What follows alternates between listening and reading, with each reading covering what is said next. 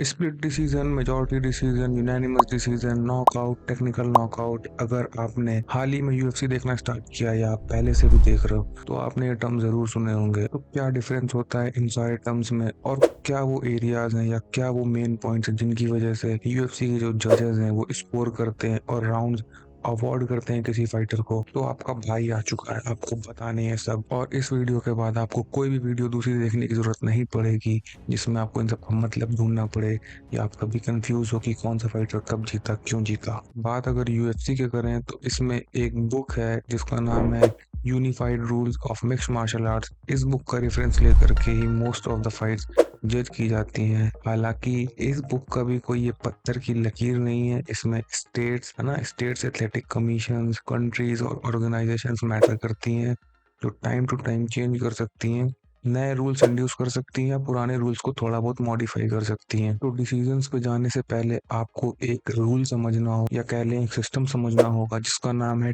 10 points must system. ये system बहुत ही जरूरी है समझने के लिए आपको पूरा यूएफसी का जो होल मैकेनिज्म है। तो इस सिस्टम के अकॉर्डिंग कोई भी एक राउंड का जो मैक्सिमम पॉइंट एक फाइटर अर्न कर सकता है वो है 10, और सामने वाला जो फाइट लूज कर रहा है वो इससे कम पॉइंट हमेशा अर्न करेगा। और इस सिस्टम के अंडर में ये भी कहा गया है कि अनटिल और अनलेस एकदम सुपर क्लोज ना हो जाए फाइट, आपको किसी एक फाइटर को तो विनर राउंड का बनाना ही होगा 10 पॉइंट्स दे करके। तो इसीलिए इस सिस्टम का नाम है 10 पॉइंट मस्ट सिस्टम। तो जो फाइटर फाइट जीतता है उसे 10 पॉइंट दिए जाते हैं और जो फाइटर राउंड हारता है उसे 9 या 8, कभी कभी या बहुत ही रेयरेस्ट सिचुएशन में 7 पॉइंट भी दे दिए जाते हैं। तो अब अगर आपको 10 पॉइंट का सिस्टम समझ में आ गया हो तो आते हैं अपने डिसीजंस की तरफ, जो कि पहला डिसीजन है जो आप सबसे ज्यादा सुनोगे वो है यूनानिमस डिसीजन। यूनानिमस डिसीजन में क्या होता है कि मान लीजिए 3 राउंड की फाइट है और उसमें फाइटर ए जो है वो कंफर्टेबली बीट करता हुआ दिख रहा है दूसरे फाइटर को। For the sake of example suppose करते हैं कि फाइटर ए जो है वो सारे राउंड 10-9 10-9 10-9 से जीता, और जो जजेस हैं उनको भी यही लगा कि हाँ ये बंदा 10-9 10-9 और 10-9 से ही जीता है। तो इस सिनेरियो में क्या होगा कि जो फाइटर ए है उसका टोटल स्कोर होगा 30, साथ में जो दूसरा फाइटर है उसका स्कोर हो जाएगा 27। तो जो फाइटर ए है वो 30-27 से जीत जाएगा यूनानिमस डिसीजन। मतलब तीनों ही जजेस का एक ही डिसीजन है, कोई भी आपस में कंट्रोवर्सी नहीं है, कोई भी कॉन्फ्लिक्ट ऑफ माइंड नहीं है यहाँ पर। तो इसको बोलेंगे यूनानिमस डिसीजन। हाउएवर कभी कंडीशन ऐसी भी हो सकती है कि जिसमें दो जजेस 30-27 दे दें और एक जज 29-28 दे दे। तो मतलब जब तक जजेस का डिसीजन एक ही फाइटर के फेवर में रहेगा तो उसको यूनानिमस डिसीजन बोला जाएगा। और अब आते हैं अपनी दूसरे डिसीजन पे जो है स्प्लिट डिसीजन। इसमें क्या होता है कि जैसे मान लीजिए वही फाइटर ए और फाइटर बी हैं, पर इसमें सिर्फ दो जजेस को लगा कि फाइटर ए जीता है जबकि तीसरे जज को लगा कि फाइटर बी जीता है। तो इस केस में क्या हो जाएगा, उनका कॉन्फ्लिक्ट हो गया डिसीजंस का, यानी कि उनके डिसीजन में स्प्लिट पड़ गया। तो इस डिसीजन को बोलेंगे स्प्लिट डिसीजन। जीतेगा तो वही फाइटर जिसको ज्यादा जजेस फेवर करेंगे, but due to the conflict of decision या स्प्लिट ऑफ डिसीजन इस डिसीजन को स्प्लिट डिसीजन बोला जाएगा। आई होप आपको ये चीज एकदम क्लियर हो गई होगी। और अब हम बात करेंगे नॉकआउट कब होता है और टेक्निकल नॉकआउट कब होता है। तो नॉकआउट का प्राइम एग्जांपल है कमारू उस्मान वर्सेस लियोन एडवर्ड्स की जो फाइट थी। उसमें जो लियोन एडवर्ड्स ने हेड शॉट बेड वाली किक डिलीवर की थी, उसके बाद उन्हें कोई भी फॉलो अप पंच की जरूरत नहीं पड़ी थी और वहीं से वो फाइट एंड हो गई थी। ऐसी सिचुएशन में नॉकआउट बोलते हैं। इवन अगर कोई पंच भी अच्छे से लैंड कर जाता है तो उसको भी आप नॉकआउट ही बोलेंगे। ये सिर्फ किक के लिए नहीं है, अगर आपको फॉलो अप पंचेस नहीं मारने पड़ रहे हैं तो इसका मतलब है कि ये एक नॉकआउट हुआ। साथ में आप कई बार देखोगे कि जब एक पंच के बाद सामने वाला बंदा अनकॉन्शियस हो जाता है और उसके बाद फॉलो अप पंचेस उनको मारने पड़ते हैं, हैमर फिस्ट मारते हैं, उसके बाद रेफरी आकर के वो कॉन्टेस्ट रोकता है तो उसे टेक्निकल नॉकआउट बोला जाता है। और इसके तो कई सारे एग्जाम्पल हैं। आप Justin Gaethje versus Michael Chandler की अगर आपने फाइट देखी हो तो वो टेक्निकल नॉकआउट है। या जब भी आप फॉलो अप पंचेस देखते हैं और रेफरी आकर के उस कॉन्टेस्ट को खत्म करता है तो उसे टेक्निकल नॉकआउट दिया जाता है। तो आई होप कि आपको इन दोनों चीजों के बीच में भी डिफरेंस समझ में आया होगा। और अब हम लोग बात करेंगे कि क्या वो चीजें हैं जो हेल्प करती हैं जजेस को स्कोर करने में किसी भी फाइट को या किसी भी राउंड को। तो अनलाइक बॉक्सिंग, अगर आपने बॉक्सिंग देखी है तो बॉक्सिंग में सिर्फ टचिंग का पॉइंट होता है। अगर आपने फेस टच किया तो वो नोट कर लेता है, और जिसके ज़्यादा पंचेज होते हैं वो जनरली उसको वो राउंड अवॉर्ड करते हैं। पर एमएमए में एग्जैक्टली ऐसा नहीं है।